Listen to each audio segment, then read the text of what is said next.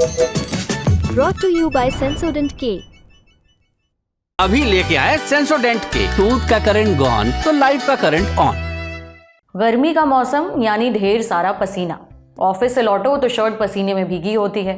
Kitchen में घुसते ही पसीना आने लगता है। गर्मियों में थोड़ी देर भी बिना पंखे कूलर के नहीं रहा जाता। 2 मिनट के लिए भी पंखा बंद करो तो तुरंत चेहरे पर पसीने की बूंदें आने लगती हैं। टप टप करके पसीना गिरने लगता है। गर्मियों में इस पसीने के चलते हर काम आफत लगता है। जीना मुश्किल हो जाता है। सोचिए, चिलचिलाती गर्मी हो और पसीना ही ना आए, मज़ा आ जाएगा ना।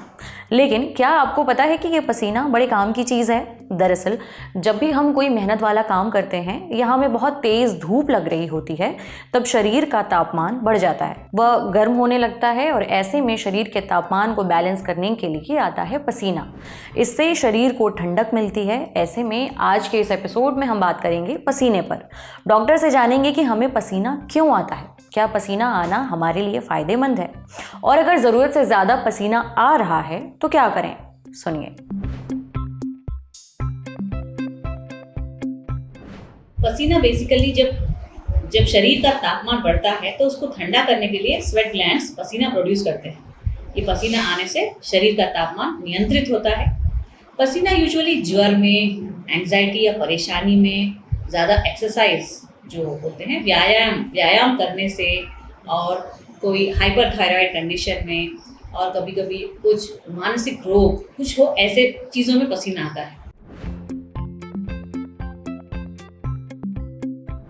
कोई व्यायाम करने के बाद जो पसीना आता है वो अच्छी चीज़ है, क्योंकि जब पसीना आता है तो इससे पता चलता है कि व्यायाम ठीक तरह से हो रहा है और हृदय रोग से निवारण कर सकते हैं। लेकिन अदर जो परेशानियाँ, एंजाइटी, उसमें पसीना आना, हाइपोग्लाइसीमिया, डायबिटीज़ में पसीना आना एक स्वास्थ्य के अनारोग्यता की निशानी है। तो मैं तो कहूँगी कि पसीना आना अच्छी चीज़ है। पसीना आने से इंसान का जो टेम्परेचर है वो बराबर हो जाता है। ये समर सीजन्स में यूजुअली, क्योंकि टेम्परेचर काफ़ी ज़्यादा है, अभी तो टेम्परेचर बहुत ज़्यादा चल रहा है, उसकी वजह से पसीना ज़्यादा आने की टेंडेंसी है। पसीना जब ज़्यादा आने के चांसेस होते हैं तो हमें कुछ चीज़ें करनी चाहिए जिससे हम आरोग्य से रहें। एक तो पानी ज़्यादा पीना, इवन प्यास ना भी लगे तो हमें ज़्यादा से ज़्यादा पानी पीना चाहिए। अगर कुछ ऐसा हो गया कि हमें पसीना ज़्यादा आ रहा है या ज़्यादा कहीं दूर चले गए, बहुत लॉट ऑफ इलेक्ट्रोलाइट्स लॉस हो गया पसीने की वजह से, तो इलेक्ट्रोलाइट कंटेनिंग फूड्स जैसे कि कोकोनट वाटर है या ORS वाटर है या कोई जैसे स्वीट पोटैटोज, अनार, एप्पल, वैसे चीज़ कंज्यूम करने से हम इलेक्ट्रोलाइट्स को प्रोड्यूस कर सकते हैं हमारे बॉडी में। कैफीनेटेड ड्रिंक्स या कोला जैसे ड्रिंक्स को अवॉइड करना चाहिए, वो हमारे बॉडी के लिए अच्छे नहीं है। ज़्यादातर फ्लूइड्स लेना चाहिए जिसमें थोड़ा सा फ्लेवर हो, जिससे ज़्यादा पिए जाए।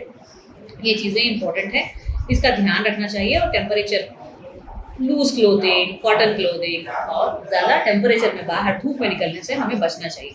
पसीना आने से ज़्यादातर धमनियों का प्रॉब्लम भी होता है स्किन में, जो हम लोग देखते हैं छोटे बच्चों में, और जो लोग ज़्यादा गर्मी के प्लेसेस पे रहते हैं तो ज़्यादातर धमनियों का प्रॉब्लम, बॉडी पे, चेहरे पे, ट्रंक पे छोटे छोटे बारीक फुंसियाँ आ जाना, ऐसी चीज़ें। और अगर उसमें इन्फेक्शन हो जाए तो सेकेंडरी बैक्टीरियल इन्फेक्शन, फिर पस्ट्यूल्स हो जाते हैं। तो इसके लिए भी डेली छोटे बच्चों को ठंडे पानी में रखना, ठंडे टेम्परेचर में कूलर में रखना ज़रूरी है।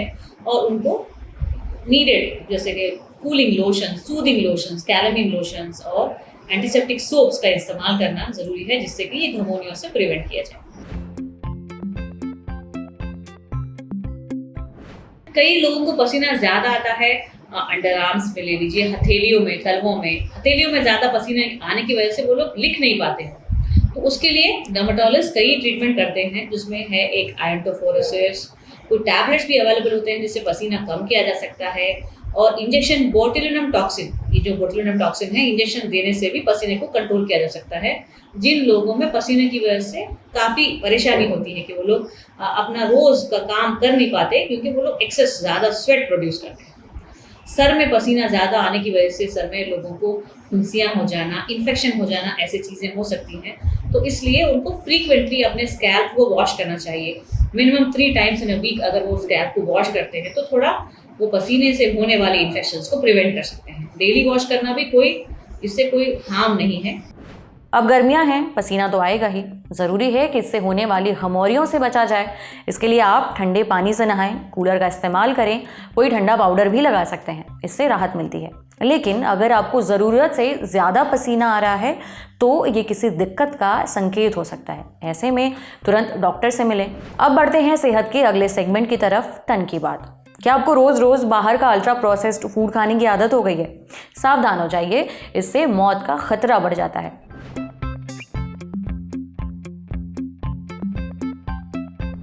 आपको भूख लगी है, घर का खाना खाने का मन नहीं है, कुछ बनाने का भी मन नहीं है, आपने अपने पास रखा एक चिप्स का पैकेट खोला और खा लिया, साथ में कोल्ड ड्रिंक भी गटक गए।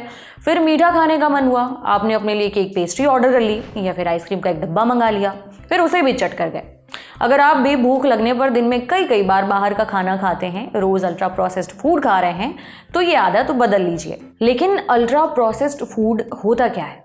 ये खाने की वो चीज़ें हैं जिन्हें बनाते समय बहुत ज़्यादा प्रोसेस किया जाता है। भर भर कर प्रिजर्वेटिव्स डाले जाते हैं, आर्टिफिशियल कलर्स और स्वीटनर्स डाले जाते हैं। ये सब आम तौर पर घर के खाने में नहीं होता। अल्ट्रा प्रोसेस्ड फूड में कैलोरी बहुत ज़्यादा होती है, जबकि फाइबर और दूसरे पोषक तत्व ना के बराबर होते हैं, जैसे कि cold drinks, chips, candy, chocolate, ice cream, packaged soup, cereals, chicken nuggets, hot dog और फ्राइज वगैरह। अगर आप भी ये चीज़ें रोज रोज खाते हैं तो सावधान हो जाइए। अमेरिका की हार्वर्ड यूनिवर्सिटी की रिसर्च में साबित हुआ है कि अल्ट्रा प्रोसेस्ड खाने से मौत का जोखिम कई % बढ़ जाता है। रिसर्च में 30 साल से ज़्यादा समय तक 1,14,000 लोगों पर यह स्टडी की गई। उनका खाना पीना और लाइफस्टाइल ट्रैक किया गया। मेडिकल जर्नल BMJ में छपी इस रिसर्च के मुताबिक जिन लोगों की डाइट में अल्ट्रा प्रोसेस्ड फूड बहुत ज़्यादा होता है, उनके समय से पहले मरने का खतरा 4% ज़्यादा है। सिर्फ यही नहीं, ऐसे लोग जो नियमित रूप से अल्ट्रा प्रोसेस्ड मीट खाते हैं, उनमें समय से पहले मौत की संभावना 13% ज़्यादा है। वहीं जो लोग ज़्यादा शुगर और आर्टिफिशियल शुगर वाली ड्रिंक्स बहुत पीते हैं, उनमें जल्दी मौत होने का जोखिम 9% ज़्यादा रहता है। लगभग 34 साल तक चली इस स्टडी के दौरान रिसर्चर्स ने 48,193 मौतों पर भी स्टडी की। इनमें 13,000 से ज़्यादा कैंसर से हुई थी, 11,000 से ज़्यादा दिल की बीमारियों से, करीबन 4,000 मौतों की वजह सांस से जुड़ी बीमारियां थीं। वहीं 6,000 मौतें न्यूरो डीजेनरेटिव डिजीज से जुड़ी थीं।